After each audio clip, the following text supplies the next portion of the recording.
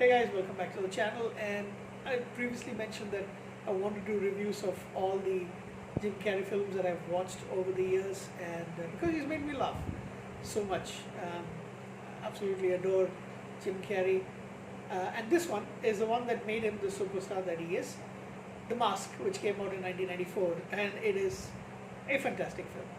It is a funny film, and I don't think anybody other than Jim Carrey could have pulled it off.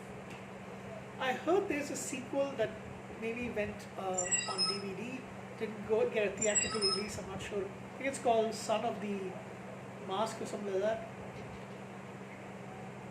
Anyway, we're not going to go into that because that doesn't star Jim Carrey. We're going to go into this. So like I said, it stars Jim Carrey. This movie is directed by Chuck Russell, introduced by Bob Engelman. Jim Carrey stars as Stanley Ipkiss, The Mask, along with Peter Riegert, Peter Green, Amy Yasbeck, Richard Jenny, and Cameron Diaz in the very first role. She was just 21 in this movie, and I'm going to tell you something. She was I have never seen her.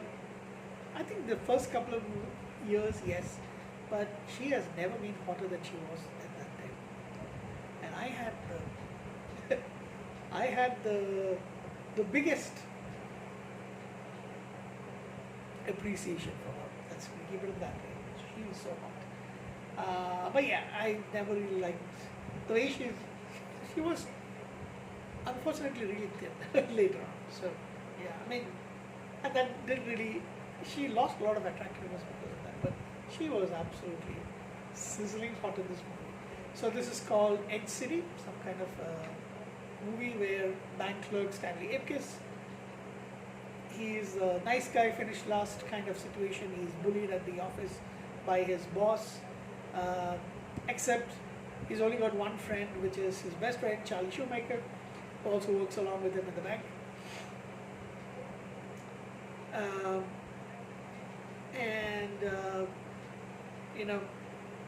So Stanley is the target for the girlfriend of a mob boss, or the second in line mob boss named Dorian Terrell, and he plans to steal the money from the vault of this particular bank.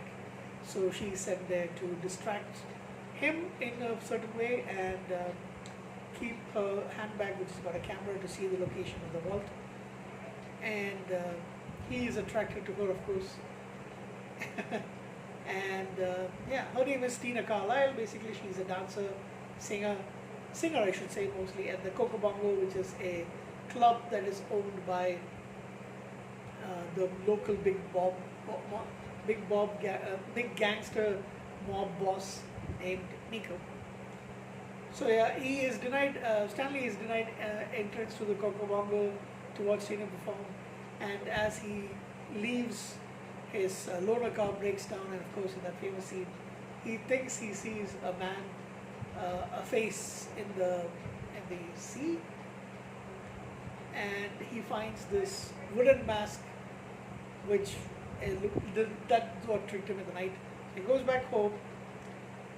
He puts on the mask, and he transforms into this Looney Tunes character, green-faced, wearing the zoot suit kind of thing, and he is over sensitive, what do you call it? He's basically like the wolf in the that's the inspiration in the Droopy cartoons, if you've seen it. And he henceforth will be known as a Mask. So he goes and he can basically like a cartoon character. To also, you've seen the movie, you don't have need to explain. Yeah, and basically there's a final showdown with the mobsters, and Stanley wins at the end. So yeah, let me talk about a few things about this film. Yeah, I just want to mention that apparently before Loki became Loki, Loki was supposed to be or a creation of. The mask is supposed to be a creation of Loki. Possibly he's actually in it or something like that. The mask is basically affected by that, and that's what it basically takes out all your repressed desires, and that's why he is the way that he is. what to tell you about the role. So, like I said, Jim Carrey, fantastic in this movie, really funny, really animated. um, Peter Green plays Dorian Terrell, and he does the role of a psychopathic, manipulative, arrogant asshole pretty well. I don't know if I've seen him in anything else. Just checking his.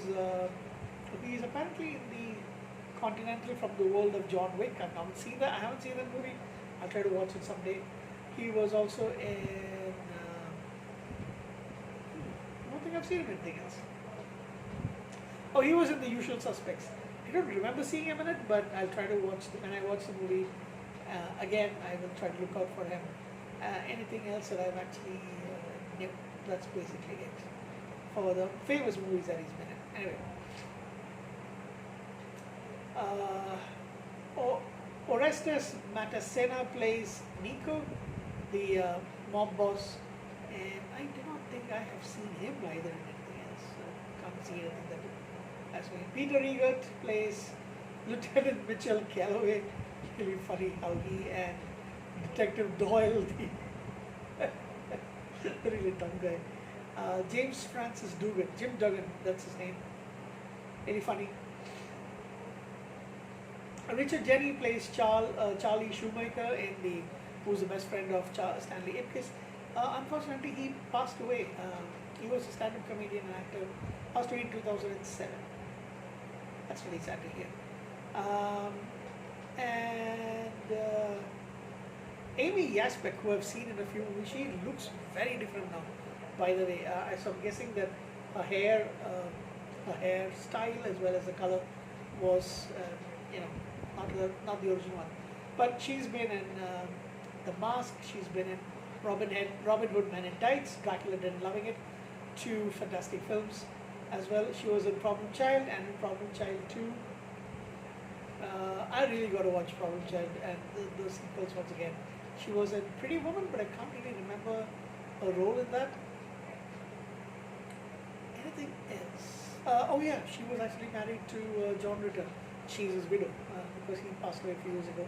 Way awesome, funny actor, John Ritter. So she's fantastic in this movie as well. She's got a very small role.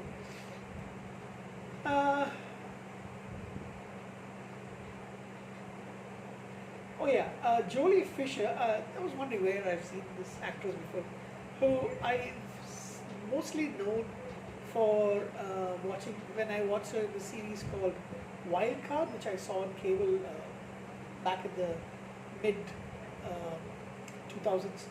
It ran for a couple of years, I guess. Wildcard. So she was the main character, main actress in that series. So she's got a small role as well. Milo the dog. Who can forget the Jack Russell Terrier, played by a dog called Max. Of course, Max would be in the Rainbow Bridge by now. So yeah, fantastic film. I don't really know if I can ever get fed up of watching this kind of a movie. It is absolutely fantastic. When you're recovering from an illness, this is one of the best movies you can actually watch to make yourself feel a lot better. Made on a budget of roughly $18 to $23 million. This movie made $351.6 million at the box office. It is the equivalent of possibly having a blockbuster like in the amount of 700 to 800 million right now, I guess.